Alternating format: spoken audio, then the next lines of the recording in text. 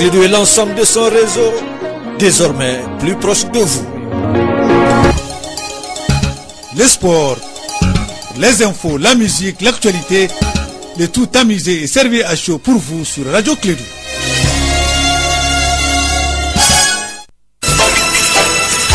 Radio Clédou, le journal avec Sotelma Malitaire. Mesdames et messieurs, fidèles auditeurs et consultants de ce matinal, bonjour, très heureux de vous retrouver. Je vous souhaite une très belle et bonne semaine qui commence par ce lundi.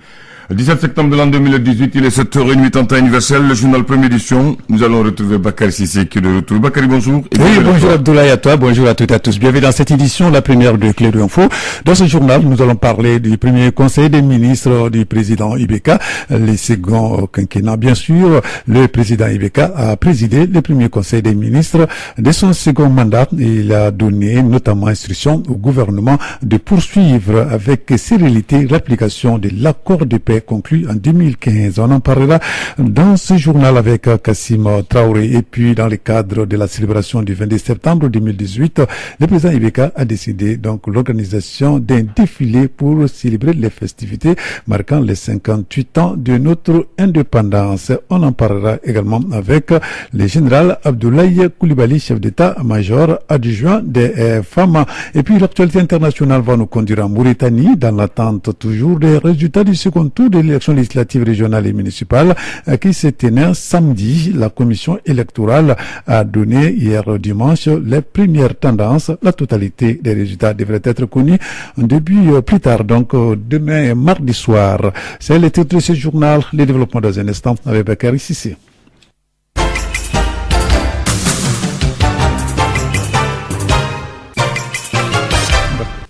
Une fois de plus, bonjour, bienvenue dans cette édition, la première de Clédou Info. L'actualité politique reste dominée par la tenue du premier conseil des ministres du second mandat du président Ibrahim Boubacar Keïta d'une part et la marche de contestation de l'opposition. Celle-ci ne reconnaît toujours pas la victoire du président Ibrahim Boubacar Keïta. Le résumé de l'actualité politique avec Kassim Traoré.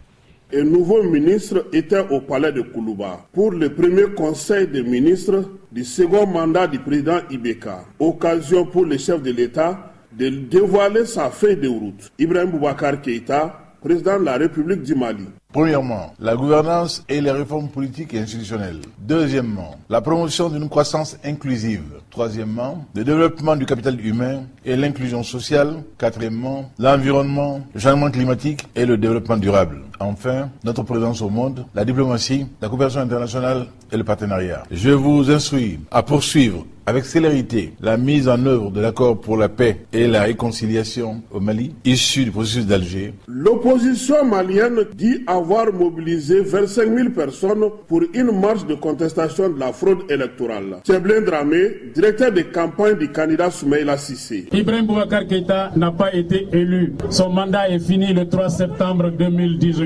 Depuis le 4 septembre à 0h, il est un président de fait. Il n'a plus la légitimité des urnes. Et le combat, c'est pour rétablir la légitimité des urnes. Du côté de la majorité présidentielle, c'est la mobilisation pour les législatives et les adhésions des clubs de soutien. Camarades, dites-vous que nous avons décidé de nous engager avec le Rassemblement pour le Mali, le RPM. C'est pour donner une fois de plus un levier au président de la République. Ce levier, il va se traduire par une majorité, je dirais plus que confortable, à l'Assemblée nationale. Lors de la marche de samedi dernier, Soumaïla Sissé a fait savoir que le combat va se poursuivre. Nous luttons pour que les libertés démocratiques soient une réalité dans ce pays. Nous luttons pour que le vote soit désormais respecté dans ce pays. Nous luttons pour qu'il n'y ait jamais plus de fraude dans les élections dans notre pays. Nous serons à vos côtés pour combattre l'injustice. Nous serons à vos côtés pour combattre l'impunité. Nous serons à votre côté pour que notre pays avance dans le sens de la démocratie. Nous allons continuer à donner des leçons de démocratie à l'ensemble de la sous-région. Nous allons montrer que les Maliens ne baissent pas les bras devant la fraude. Les Maliens ne baissent pas les bras devant le mensonge. Ibeka a fixé les capots de son gouvernement alors que l'opposition veut rester toujours dans la rue.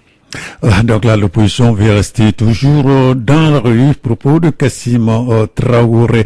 Nous allons rester toujours sur le plan politique. L'élection législative est reportée au mois de novembre prochain. Une décision prise lors du cadre de concertation entre le ministre de l'administration territoriale, la décentralisation et les responsables politiques. Quel est le sort des nouvelles régions? Élément de réponse avec Amadou Goïta, ministre porte-parole du gouvernement.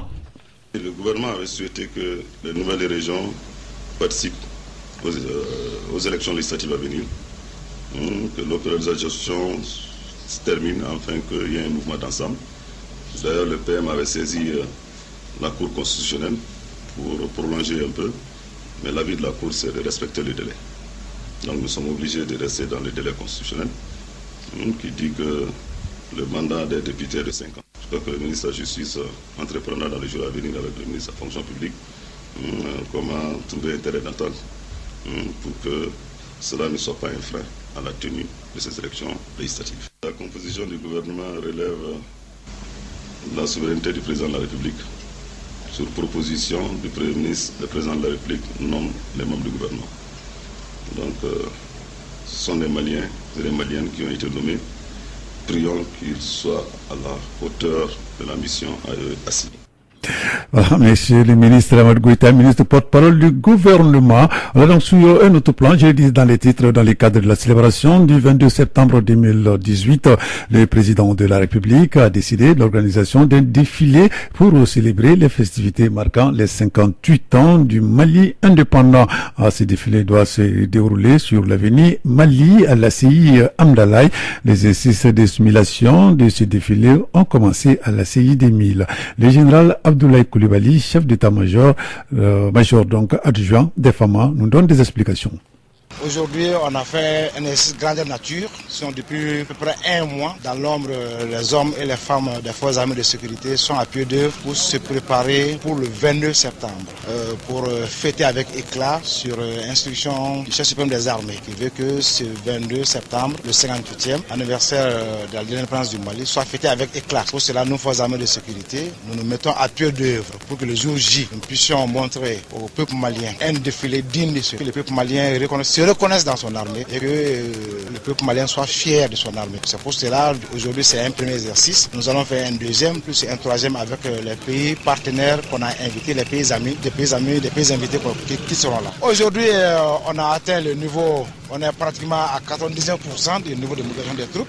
Ce niveau de mobilisation, il faut le dire, les CM et les services sont là, n'entament en rien la présence des forces sur le terrain. Donc aussi bien au centre qu'au nord, les troupes sont là, mais les troupes prêtes pour le défilé ou réservées pour le défilé sont là à 95%. Donc aujourd'hui, on est quasiment satisfait de ce premier passage.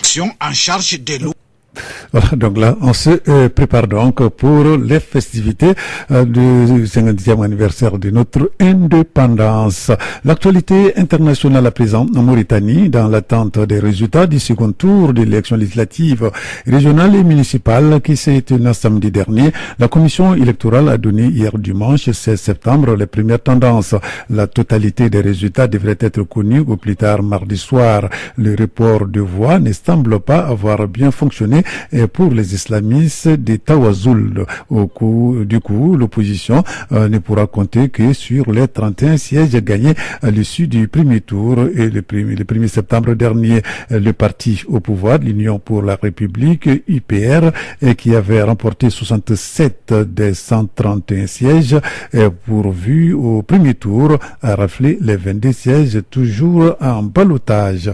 Kinshasa, cette fois-ci, plusieurs corps sans vie ont été retrouvés dans cette ville hier dimanche. Au total, 4 selon la police et 6 selon les sources onisiennes. Les victimes, toutes jeunes, ont été enlevées dans la nuit du vendredi à samedi par des personnes cagoulées et armées surtout qui ont opéré dans les quartiers de la commune de Kalamou. Assistons-nous à un rapprochement entre l'Angola et son ancienne puissance coloniale, le Portugal. La question donc reste posée. En tout cas, les premiers ministres portugais portugais Antonio Costa s'y rend ce lundi et de mardi à Luanda. Le président angolais João Lourenço, lui, est annoncé à Lisbonne les 22, le 23 et 24 novembre prochains. Les tons étaient montés entre les deux pays sur le cas de l'ancien vice-président Manuel Vezante, poursuivi pour corruption au Portugal.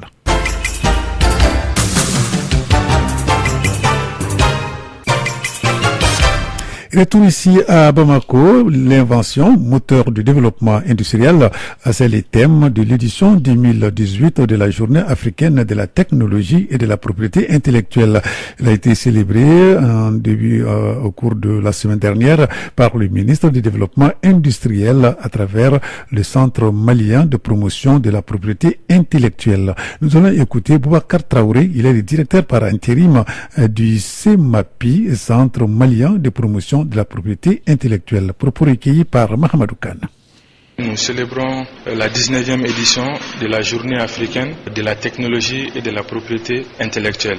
La date du 13 septembre est importante parce qu'elle correspond à la création de l'Organisation africaine de la propriété intellectuelle, dont le Mali est pays membre. Cette organisation est composée de 17 pays membres. Donc cette année, nous avons comme thème de la journée l'invention moteur du développement industriel. Donc à travers la célébration de cette journée, nous faisons des débats, des échanges pour sensibiliser, informer les parties prenantes du système de la propriété industrielle, qui sont les industriels, les opérateurs économiques, les anciens chercheurs, les inventaires, pour leur faire part de l'importance stratégique de l'exploitation des inventions pour un développement industriel accéléré. Les participants viennent de divers horizons. Ce sont les chercheurs de nos universités et centres de recherche, les inventeurs, les services d'appui à l'innovation technologique et puis les opérateurs économiques, les commerçants, les industriels.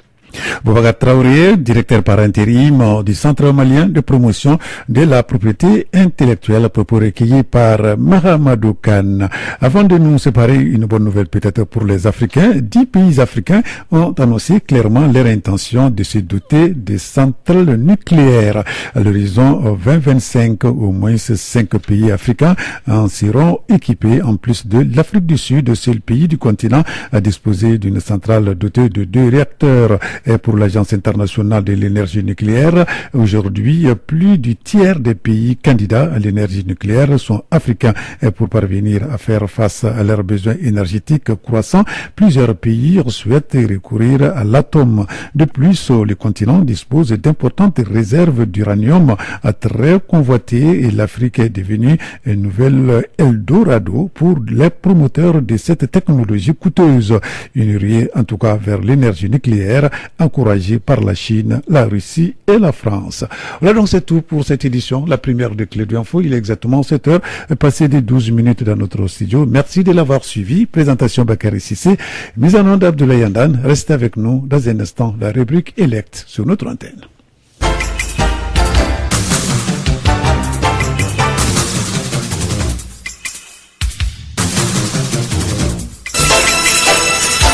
Radio Kédou, le journal avec Sotelma Malitaire.